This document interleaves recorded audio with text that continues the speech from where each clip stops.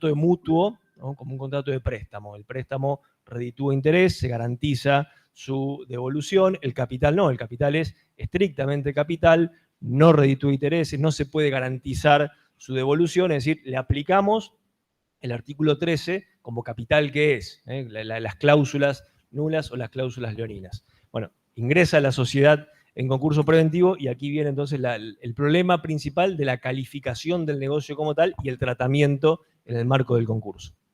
Buenas tardes. Lo que habíamos analizado era a partir de la jurisprudencia, esencialmente la jurisprudencia regional, cómo ante el estado de cesación de pagos, las registraciones contables de ingresos de fondos por parte de los socios o inclusive de una controlante, que para nosotros es un indicio sobre la valoración que tiene que hacer el juez, abre un capítulo poco tratado en la doctrina de la jurisprudencia, que es, a partir del principio iura novit curia, la posibilidad del magistrado de calificar qué es. Lo que encontramos mayormente es que lo que tiene toda la apariencia de un aporte termina reclamándose en la verificación de créditos como un préstamo.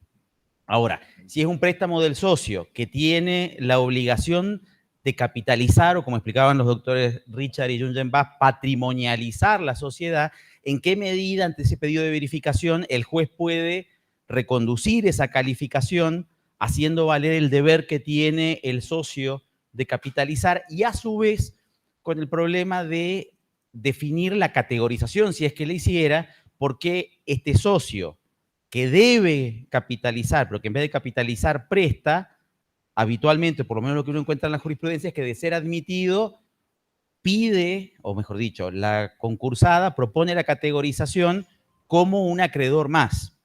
Esto trasladado también al ámbito de la falencia, en cuanto a la calificación, abre los interrogantes sobre una variante poco aplicada en la jurisprudencia, que es la subordinación del crédito en función de que si debe capitalizar y esencialmente el estado de cesación de pago que desemboca en el concurso o la quiebra de la sociedad viene precedido de lo que societariamente se identifica como la infrapatrimonialización, infracapitalización, como todos lo conocemos, donde está la duda sobre la obligatoriedad de exigir eso que ingresó a la sociedad y que ya en estado de cesación de pago se denuncia no como aporte, sino como préstamo.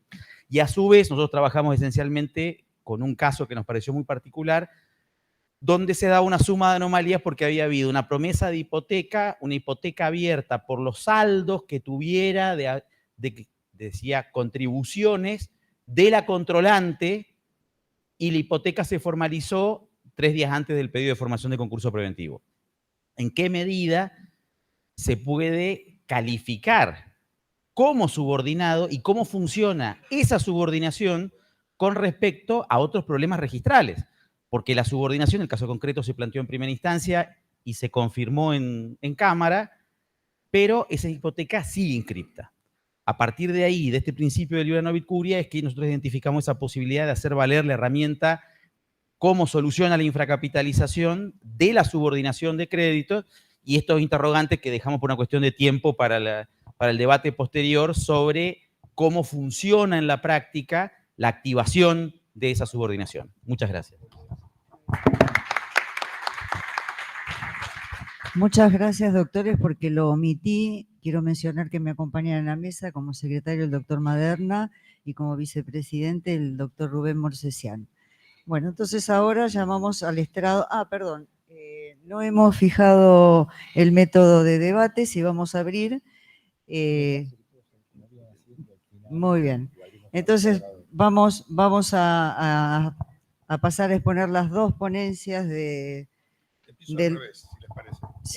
doctor Fernando Marcos, la vigencia de la especialidad de la responsabilidad societaria en primer lugar y en segundo lugar, zona de crisis y responsabilidad de los administradores y como les mencioné antes, las dos están en el tomo 4 del libro de ponencias. Adelante, doctor. Bueno, muchas gracias. Perdón, como son dos ponencias, tendrías en teoría 10 minutos y te vamos a dar 2 minutos y medio más que los que correspondían a Marega, que no vino. Muchísimas gracias. Son 12 minutos y medio. Espero hacer buenos al día. Bueno, buenas tardes. La primera ponencia que habla de la vigencia del régimen de especialidad de responsabilidad civil Es un tema con el que vengo trabajando hace bastante tiempo y veo que cada vez más se genera una suerte de debate a partir de la sanción del Código Civil y Comercial entre qué implica esto de la integración normativa y la vigencia de los principios de especialidad, ¿no es cierto?, en materia legal, que curiosamente el Código Civil y Comercial, si ustedes lo ven, tiene, a diferencia de lo que hacía el Código de Vélez, o el Código de Comercio, también de Vélez y Acevedo, ¿no? Tiene una cantidad de normas que se dedican específicamente a tratar la cuestión de la prelación normativa. Lo hace el 150 para las personas jurídicas, el 963 para los contratos, el 1093, si no me falla la memoria, para las relaciones de consumo, el 1824 para los títulos valores, el 1709 para la responsabilidad civil específicamente. ¿Y por qué hago hincapié en esto? Porque naturalmente con lógica, con razón y con fundamentos atendibles, naturalmente, muchos ven en esto de la integración normativa una suerte de buscar dentro del Código Civil y Comercial y la ley especial las normas que se ajustan más a mi punto de vista, por decirlo de alguna manera, o criterio. Y yo creo que no es eso lo que dice la ley. El Código Civil y Comercial reafirma el principio de especialidad de manera contundente y lo hace precisamente a partir de todas estas normas, que lo primero que plantean es la prevalencia o la apelación normativa de las normas especiales. Naturalmente, siempre que estemos hablando de disposiciones de la misma jerarquía normativa, naturalmente, ¿no? Eso creo que está sobreentendido. Y le da preferencia a las normas especiales. Y en materia de responsabilidad societaria, podríamos decir exactamente lo mismo en materia concursal, pero la responsabilidad societaria, que es el tema de hoy, claramente la ley de sociedades se dedica específicamente a tratar la responsabilidad, no solamente de los administradores, sino de los socios. Es más, yo llegué con temas de 60 normas, que hice una breve referencia en la ponencia, más de 60 normas donde la ley de sociedades habla de responsabilidad en distintas situaciones y distintas circunstancias. ¿Por qué? Porque en gran parte la ley de sociedades es una ley de responsabilidad. ¿Por qué? Porque una de las funciones fundamentales es dirimir la situación de ¿quién? De los terceros. Nada más y nada menos, ¿no? A partir de la creación del ente. Entonces nosotros reivindicamos esta especialidad, lo que no implica que no vamos a aplicar el Código Civil y Comercial. Que yo no sé por qué se armó tanto lío, porque siempre lo hicimos. No cambió la situación con el Código Civil y Comercial actual y con el Código Civil y con el Código de Comercio. ¿Dónde íbamos a buscar la teoría general de la responsabilidad civil? El Código Civil, si no estaba en otro lado. Si no estaba en otro lado.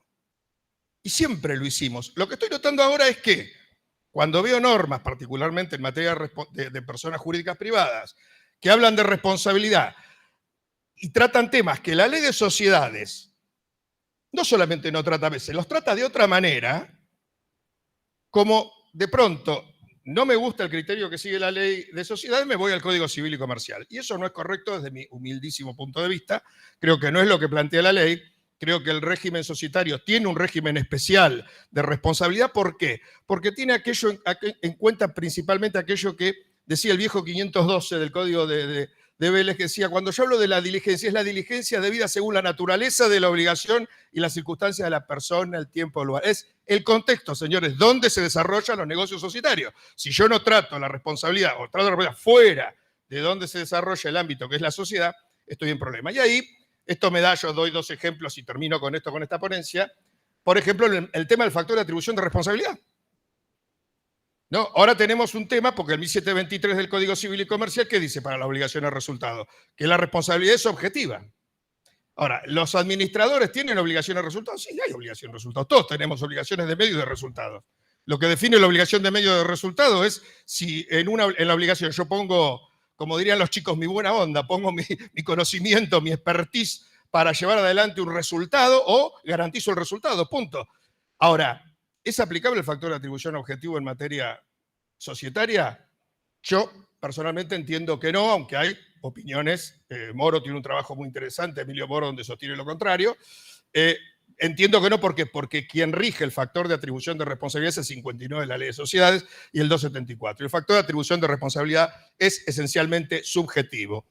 Lo mismo, por ejemplo, y es el último ejemplo que doy, el 99, que hoy se hablaba recién en otra comisión, ¿no? Cuando se habla de la pérdida de capital o de la declaración de alguna causal y nos queremos ir a aplicar el 167 para ser responsable a los socios, cuando el 99 ya dice, son responsables los administradores frente a los terceros y los socios, y esto último en la medida de su responsabilidad. ¿Cuál es la medida de la responsabilidad? La responsabilidad del tipo.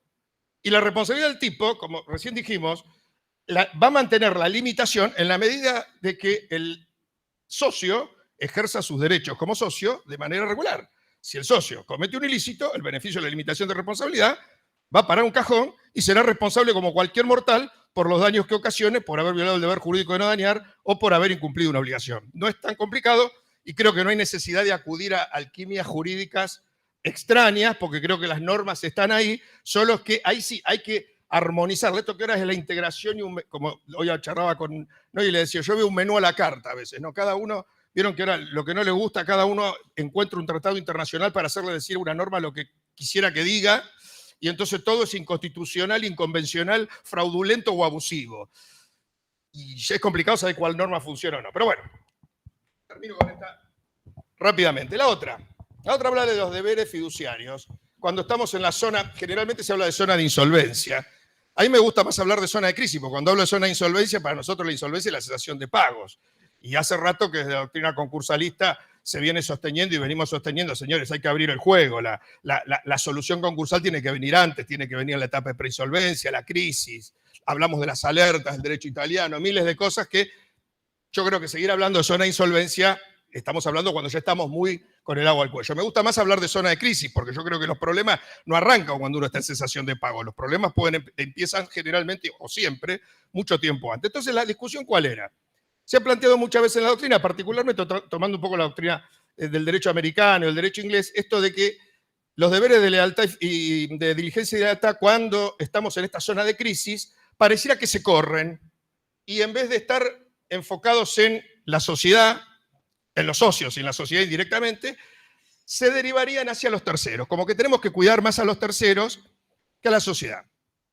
Yo personalmente sostengo que no es así. Lo que no cambia, y no cambia el resultado, en definitiva. ¿Por qué? Porque lo que hace el estar en una zona de crisis, en una zona de preinsolvencia o de insolvencia, es activar más la responsabilidad y el cuidado que deben tener los administradores. Y nosotros tenemos una norma que es el 1725, que era el viejo 902, que dice, mire, cuanto mayor sea el deber de obrar con prudencia, mayor van a ser las consecuencias. Y si yo soy el administrador de la sociedad y estoy entrando con la sociedad en una etapa de crisis o de preinsolvencia, ¿qué debo hacer? Debo actuar con mayor diligencia, con mayor cuidado. ¿Hacia quién? Como administrador, liso y llano. ¿Existe la posibilidad de ser diligente frente a los terceros y no ser diligente a la sociedad? ¿Cómo hago para dividir la diligencia? ¿O soy diligente o no soy diligente? Y si soy diligente cuidando mis deberes frente a la sociedad y los socios, naturalmente los estoy cuidando también hacia los terceros. Yo digo, bueno, entonces ¿qué cuido? ¿A los terceros y a la sociedad no la cuido? Entonces, ¿qué quiero decir? Junto plata para los terceros, pero fundo. No, mire, no es así. No hay un corrimiento de los deberes fiduciarios. Lo que se activa, sí, y por eso digo que el resultado al final de la historia es exactamente el mismo, en favor de la sociedad y de los terceros, se activa un mayor deber de obrar con cuidado y diligencia. ¿Por qué? Porque esa zona de crisis, ¿qué hace? Me activa ese mayor deber. Ya no estoy es la diligencia debida del hombre de negocios, que sigue teniendo para mí una vigencia absoluta, este concepto del hombre de negocios, pero no por el atisbo romano del buen padre de familia, sino por lo que significa. Está hablando de una responsabilidad profesional. Y si yo estoy hablando de una responsabilidad profesional como administrador, tengo un mayor deber de cuidado, que es el que me dice el 1725. Entonces voy a responder más si siendo el administrador y frente a una situación de crisis, no tomé ninguna decisión o no tomé las decisiones adecuadas. Por eso creo que ahí nos falta en la ley de sociedades un poco de cerrar este tema. La Business Standard Rule es una idea muy interesante que traía el proyecto de reforma que perdió estado parlamentario. ¿No? ¿Por qué? Porque esto también sirve para delimitar también hasta dónde llega y dónde comienza la responsabilidad de los administradores, que yo creo que se pueden aplicar, de hecho, de por sí, en base a las normas propias del Código Civil y Comercial. Porque si voy a las reglas de la responsabilidad civil y general y me vuelvo a acordar del 512 del 1724, ¿cómo voy a analizar la responsabilidad de alguien? En el contexto, la debida diligencia, ¿cuál es? Y para saber cuál es la debida diligencia, tengo que saber cuál es el deber que tengo, ¿no? Por eso este tema de la culpa en abstracto o en concreto terminaban, como decía Otaegui, No Tagui, ¿cómo se llamaba el cordobés? ¿Cómo? No, Cámara no. No, el que escribió la culpa, Orgaz, perdón, Orgaz, sí, por eso más atrás. Orgaz decía, mira, en definitiva, pero ya lo hablaba él, en definitiva, se complementan las dos, porque para saber cuál es la diligencia para poder evaluar la diligencia obrada, tengo que saber cuál es la diligencia debida. Y la diligencia debida me la da el patrón abstracto. ¿Para qué? Y bueno, contra eso comparo la diligencia obrada. Y si yo estoy frente a un administrador en una situación de crisis, ese mayor deber de obrar con prudencia, con diligencia, con lealtad, por supuesto, se activa y se agrava, pero no porque se corra, sino porque simplemente las circunstancias que rodean la situación, en este caso la crisis, hacen que deba obrar con un mayor cuidado y con una mayor diligencia. Nada más. Muy bien, muchísimas gracias. Bueno, vamos a abrir la lista de oradores. La doctora Cordero. A ver, dale. El doctor Tom. Primero la doctora Cordero. Acá el doctor Morsesian. El doctor Tom. Espera. La doctora Alicia Pereira. Doctor, si me dice. Olivera. ¿Ahí está anotado? No, ahí lo no. ¿Sí es tan amable, doctor? ¿Sánchez? Cuervo.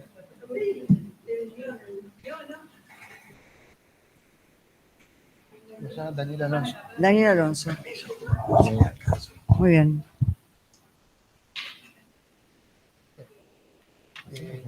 La doctora Cordero. Tenemos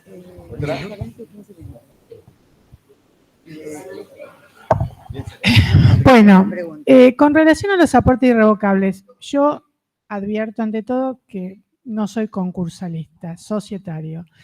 Y mi pregunta es, si es una sociedad que está en Capital Federal y los aportes irrevocables deben obligatoriamente capitalizarse cuando en un plazo que dan las normas de la IGJ, si no pasan a pasivo, en Capital Federal eso quizás lo tendríamos solucionado.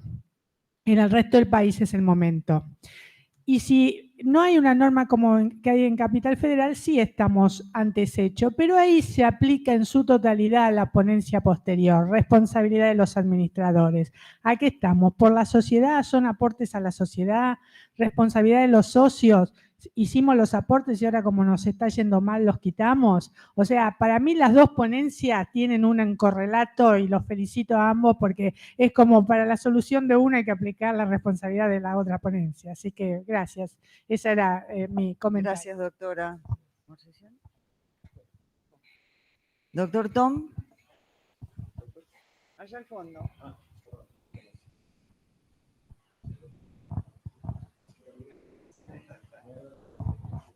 Bueno, muy buenas las ponencias, Fernando. En realidad es un tema a tener muy en cuenta, el de la responsabilidad de los administradores. Ya Vélez Sarsfield tenía en cuenta y distinguía el buen hombre, el buen padre de familia y el buen hombre de negocio. El buen hombre de negocio es un hombre que arriesga, es un hombre que en su riesgo tiene la ganancia. Y si tiene que tener riesgo para tener ganancia, el secreto de él es saber medir cuál es el riesgo, y es difícil medir el riesgo. Entonces, un administrador a lo mejor está actuando en una zona de crisis, en un país como nuestro país, que tiene factores exógenos muy difíciles, factores exógenos como inflación, cambios de tasa de interés, cambios de valor de dólar, cepo, salidas o entradas de bienes. Entonces ese administrador debe asumir a lo mejor mucho más riesgo.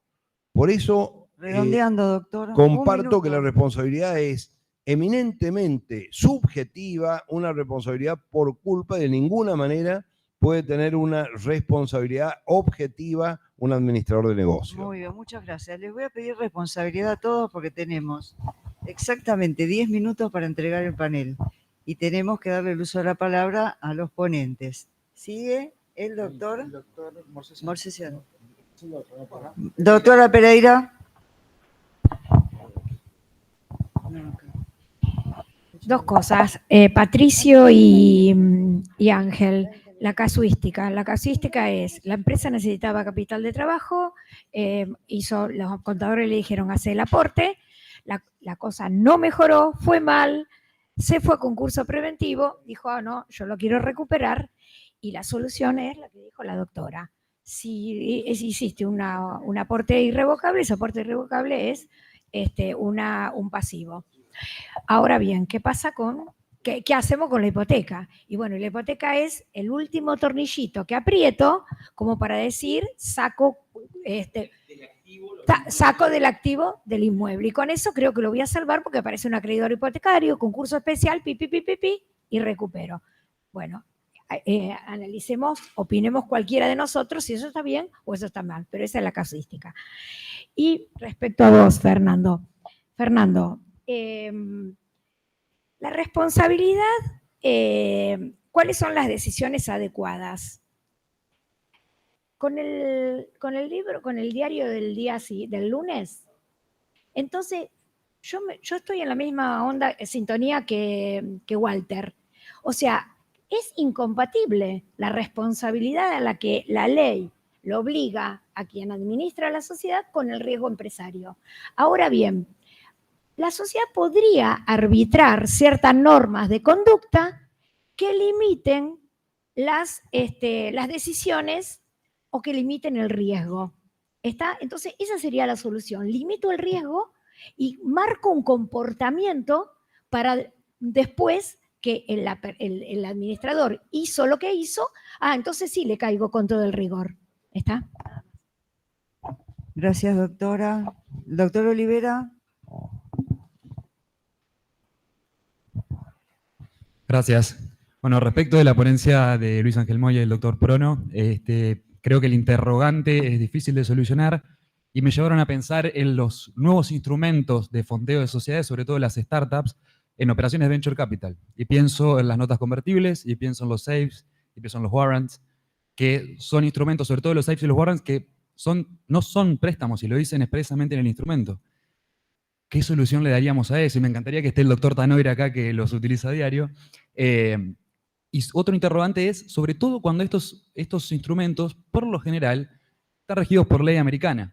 Y los jueces locales, por las disposiciones de Derecho Internacional Privado del Código Civil Comercial, están obligados a aplicar la ley de allá. Entonces, ahí me gustaría ver cómo se soluciona este tema y cómo correspondería subordinar en el crédito. Muchas gracias. Sánchez Herrero. Respecto de las ponencias del doctor Marcos, quería decir que, a mi entender, es verdad que hay muchas normas sobre responsabilidad, pero es un sistema que no es un sistema, o sea, es muy deficiente.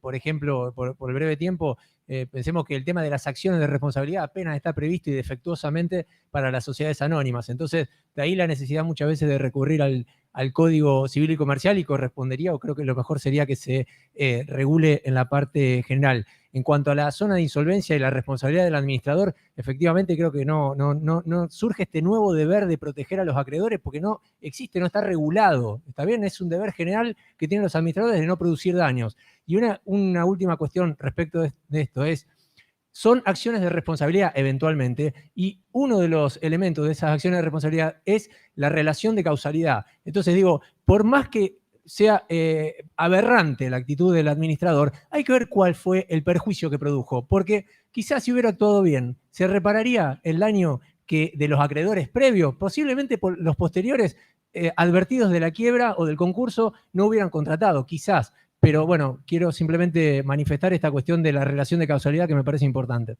Muy bien, muchas gracias, doctor. Doctor Cuervo. ¿Qué tal? Buenas tardes. En relación a la ponencia del doctor Marcos, también estoy de acuerdo con Pedro.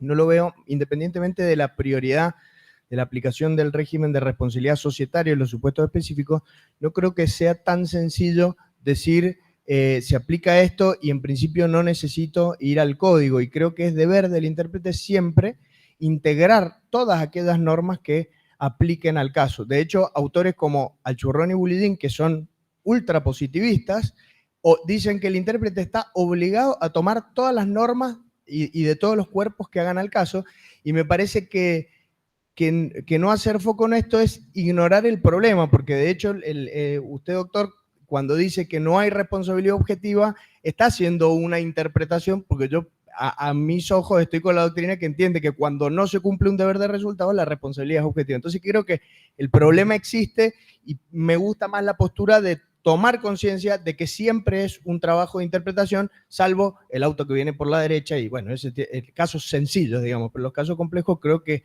es complejo, digamos, la respuesta. Muy bien, muchas gracias. Doctor Daniel Alonso.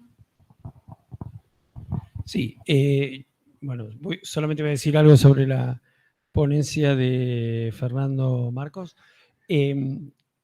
Coincido un poco con lo que acaba de decir el doctor Cuervo. A ver, yo pienso que el principio es responsabilidad subjetiva, pero hay algunas pocas oportunidades donde puede haber responsabilidad objetiva, que esas son la excepción. La regla es la responsabilidad subjetiva. Y después pienso que cuando estamos hablando en la zona de penumbra, nosotros estamos hablando por hipótesis en nuestro cerebro de que le vamos a aplicar, vamos a medir la conducta del administrador de hoy dentro de 2 años y cuando ya se haya declarado la quiebra. Y entonces, eso es un juego que lo puede hacer el intérprete, pero es demasiado pesado para quien está tomando las decisiones hoy. Con lo cual, yo no veo que tengamos hoy responsabilidades fiduciarias para los acreedores que van a venir mañana. Sí veo que hay acciones que están previstas en la ley de concursos, adelante, y sí veo que el tema de la relación de causalidad que señalaba recién Pedro Sánchez Herrero es particularmente importante y que tengamos en cuenta que esa relación de causalidad de la conducta del administrador durante la zona de penumbra es respecto de los daños que se hayan producido en la zona de penumbra, no los daños anteriores, porque si estoy en la zona de penumbra es porque los daños empezaron antes. Y quizás lo que estamos haciendo nosotros es cuando estaba in bonis hubo eventualmente acciones que podría hacer responsable, y a lo mejor la sobrepronuncia, pero no, simplemente el administrador no logró a través de sus decisiones, cumpliendo con el deber de lealtad de un administrador buen hombre de negocios, no logró salvar la situación, como es perfectamente posible. Muy bien, Gracias. muchas gracias. Nico Eptiper, Morsesian.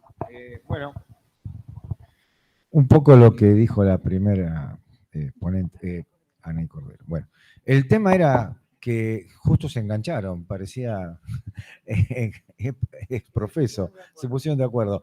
Y es verdad esto que trajeron ustedes porque uno lo ve en el ejercicio de la profesión.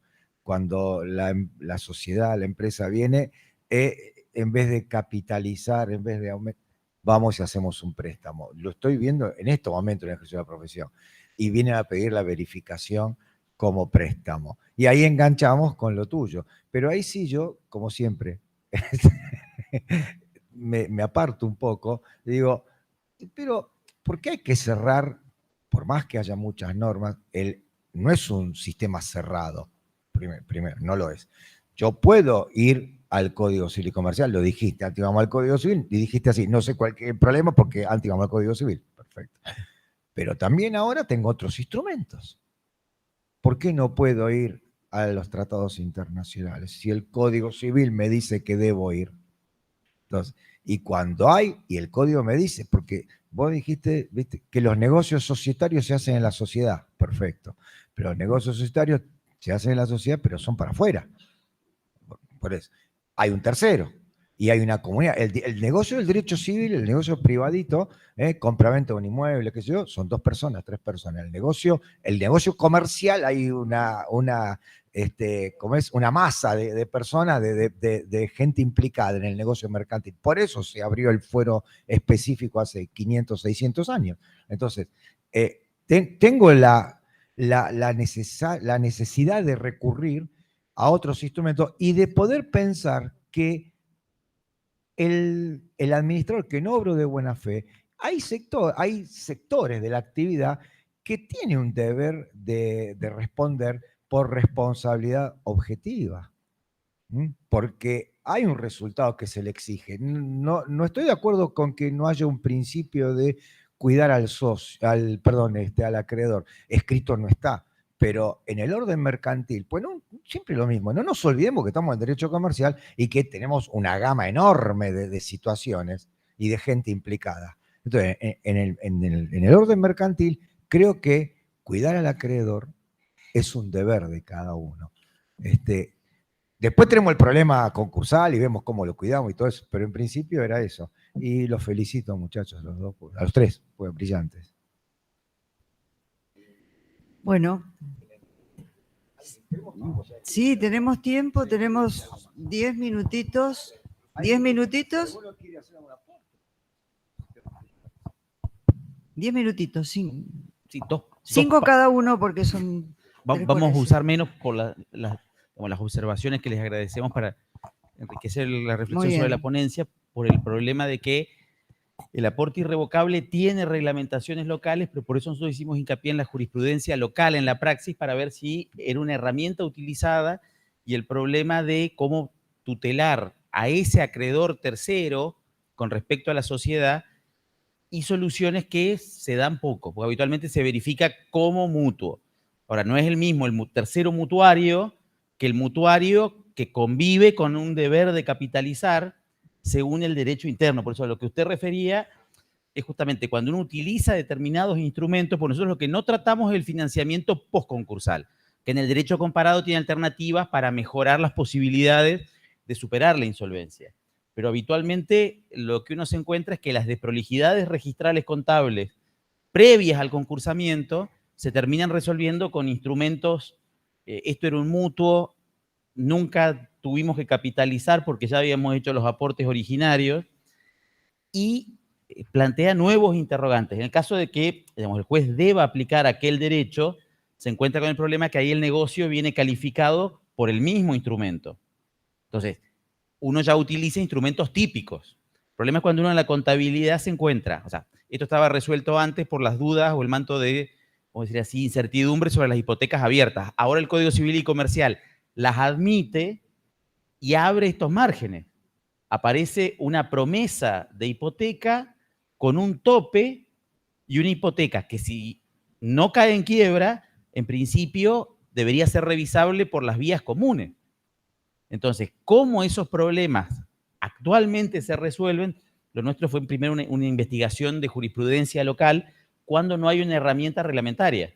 Porque, como usted señalaba, automáticamente, o por el derecho aplicable, en el sentido de un instrumento típico del financiamiento, o por las normas de la propia región, uno sabe que es o activo o pasivo. Y la tercera variante, que es la conducta del verificante. Porque uno por ahí pierde la dimensión de que el concurso tiene también, como decía mi maestro, el doctor Ricardo Prono, es concursal, pero es procesal también. Y la conducta del verificante, en este caso, por lo menos lo más destacado que tuvimos fue un verificante controlante.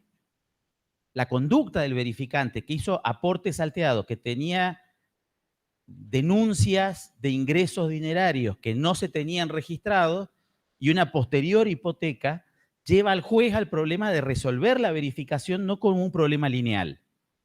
Porque el problema, en el último caso concreto que citamos en la ponencia, era que el principal activo del concurso era la planta fabril, que era la que estaba hipotecada.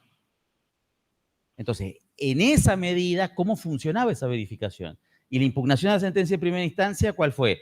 Yo le pedí verificación y usted resolvió algo distinto del margen que da la verificación, adentro o afuera. Eso es lo que le preguntaba recién a la doctora Weiser. Vos habías dicho, ¿puede el juez reconducir? Yo no sé si el juez puede... Calificar. ¿No usaste la barra reconducir? No. Porque ese era el problema. A ver, cuando empezamos a ver, el problema se daba entre... Entra como verificación y usted luego puede decir es, ¿se admite o no se admite? En el caso concreto, se admitió como subordinado. Y lo que nos llamó la atención es que la jurisprudencia sobre subordinación de crédito prácticamente no existe. A diferencia de lo que usted planteaba, donde el paquete del instrumento, digamos, ya viene definido por normas internacionales y se viene, no se confunda, esto se aplica acá, en China o en París, si quiere como ciudad, pero usted ya sabe que utiliza algo que no llama a duda. El problema es, vamos a llamar así, el gatopardismo de entra este dinero, los estados contables eran absolutamente deficitarios, no había habido aprobación de estados contables, porque ahí hubieran tenido que transparentar cómo ingresó ese dinero y solamente después de una revisión hubo una pericia que decía, la plata entró. ¿Cómo y por qué? Entonces, más que nada el problema era cómo pensar eso, que después dijo, la sindicatura lo que planteó fue, debieron ser aportes, porque no es un tercero ajeno a la sociedad, es el socio controlante que tiene ese deber de capitalizar. Perdón, no dialoguen, no dialoguen. No dialoguen. No, que la ley uruguaya lo tiene resuelto, porque la subordinación es lisa y llana. Cultraro, una pregunta, sí. A ver, lo que le pregunto yo siempre a los contadores, Rapidito. decime cómo moviste las cuentas para el ingreso. Vos me decís que no hay contabilidad. Estados no aprobados como ingresos por terceros. Así decía la línea. No. Cuando lo presenta, una de la parte eran 25 millones de pesos, una parte era aportes y. Así figuraba. Y otra parte ¿Y era... griego y latina? No, era con I latina. Pero para, ¿y el asiento? ¿Qué decía el asiento? El asiento, aporte, no. ¿La cuenta? ¿Y qué cuenta movía? No, literalmente, era un portafolio con plata que entraba, que casi era una cuenta de almacenero se ponía, y cuando se presentó la contabilidad, en la pericial figuraba que al banco, por ejemplo, había entrado una suma de dinero proveniente de una cuenta, la sociedad tenía origen en Mendoza, y había entrado.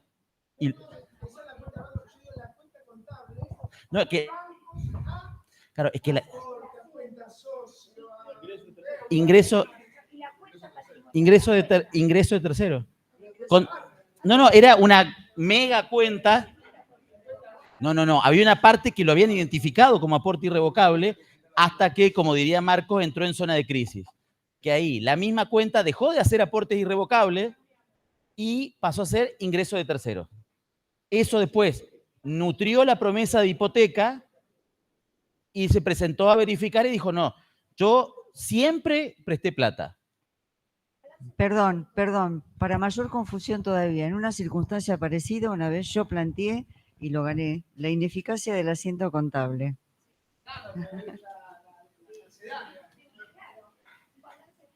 Bueno, le vamos a dar derecho a réplica al doctor Marcos. Bueno, rápido, sintetizo un poco las observaciones y aportes que les agradezco a todos. Con respecto a la ponencia de la responsabilidad, a ver, cuando planteo la aplicación de la ley especial, la planteo para darle una cobertura razonable y mayor a los directores, porque si seguimos estirando y ampliando la responsabilidad, tampoco nos vamos a quedar sin directores. Aclaro primero esta cuestión. Segundo, yo no dije en ningún momento, capaz que me confundí o dije algo mal, en ningún momento dije que el Código Civil y Comercial no se aplica, dije todo lo contrario, sino que precisamente para mí siempre fue así. Lo dije en varios encuentros, digo, no sé por qué todo el mundo se alarma cuando yo estudié con el Código de Vélez y hacía esto y lo mismo que se hace ahora, punto. Lo que estoy diciendo es otra cosa, que en las cuestiones que la ley de sociedades ha regulado específicamente la responsabilidad, yo no me puedo apartar de la ley de sociedades. Y una de ellas es el factor de atribución de responsabilidad. El tema de la responsabilidad objetiva por el 1723 también es un tema que es controvertido. ¿Por qué? Porque hasta en la misma doctrina de obligaciones hay discusiones. ¿Por qué? Porque no se mantuvo el sistema histórico donde, lo planteaba Alterini, de las obligaciones de resultado agravadas y atenuadas, donde las agravadas, sí, creo que en las agravadas se aplicaba un factor objetivo, y en las no agravadas, las atenuadas, lo que existía era una presunción de responsabilidad. ¿Cuál es la diferencia? Para el acreedor, ninguna.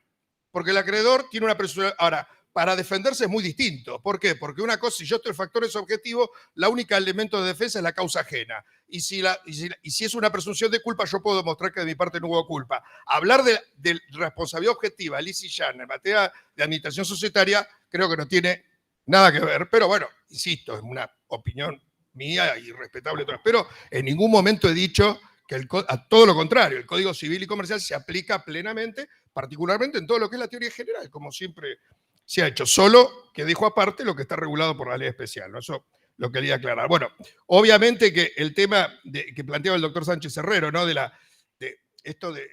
Yo lo hago un poco más amplio. Obviamente que la responsabilidad va a nacer y va a aparecer en la medida que yo acredite los presupuestos de la responsabilidad civil. Esto no es una responsabilidad automática. Tiene que haber una relación de causalidad, tiene que haber un daño. A ver, no es algo que automáticamente, porque estemos en una situación de crisis o porque estemos en una situación de responsabilidad, automáticamente vamos a aparecer una responsabilidad. No, no es así. Obviamente que acá aplica todo el derecho de daño. No sé si me estoy olvidando algo con respecto a esto.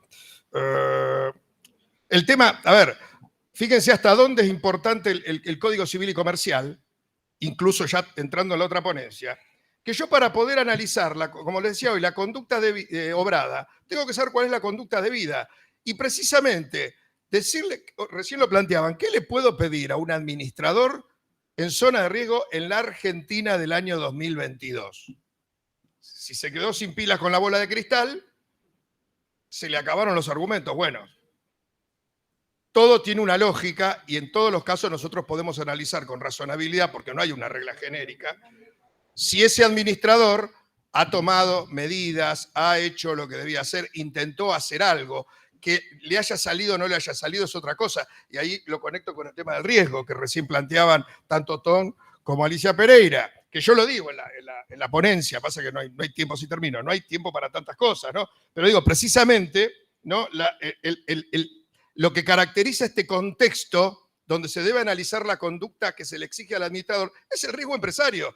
Y un administrador no responde por el riesgo empresario. Por eso hacía referencia a la importancia de tener reglas o incorporar reglas como prevía el proyecto de la Business Judgment Rule, que lo que me permite delimitar, darle cierta previsibilidad al administrador, como para qué, para que no esté caminando arriba de un flam. Y claro, si le decimos en zona de crisis, ¿qué haces en la Argentina? Ahí lógico. Es muy difícil responder, pero sí, eso no implica que yo me pueda quedar mirando el cielo. Tengo que hacer algo. Como hablábamos recién de la responsabilidad de los accionistas, a ver, puedo tomar una decisión para un lado o para el otro. Lo que no puedo es no hacer nada o quedarme quieto y decir, mira, como la economía está mal, vamos a esperar a ver qué pasa. No puedo hacer eso. Tengo que hacer algo. Tengo que tomar decisiones, convocar a los socios, tomar decisiones administrativas, las mejores, las que pueda, las que el sentido común imponga, las que ese contexto precisamente de riesgo, ese contexto donde se desarrollan los negocios societarios, a eso me refería, al contexto cuando hablo de eso, me impone y me permite hacer de acuerdo a qué, a las características que tiene la sociedad. ¿Qué daño puedo prever? El que está a mi alcance prever. El mismo código, cuando habla de la prevención del daño, dice, todos tenemos el deber jurídico de prevenir el daño en lo que de usted dependa. Si no le está diciendo haga magia, le está diciendo lo que de usted dependa, lo que usted puede hacer, obrando con razonabilidad, con profesionalismo, con diligencia, etc. Muchísimas gracias. No sé Muchísimas gracias, felicitaciones a los ponentes, muchas gracias a los participantes y hemos cumplido exactamente con el tiempo previsto.